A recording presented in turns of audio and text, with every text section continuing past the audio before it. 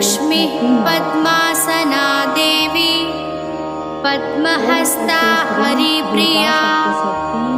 श्वेतरूपधरा देवी ईश्वरी वृषवाहना ब्राह्मी हंससमारूढा सर्वाभरणभूषिता इत्येता मातरः सर्वा सर्वयोगसमन्विता नानाभरणशोभाढ्या नानारत्नोपशोभिताः दृश्यन्ते रथमारूढा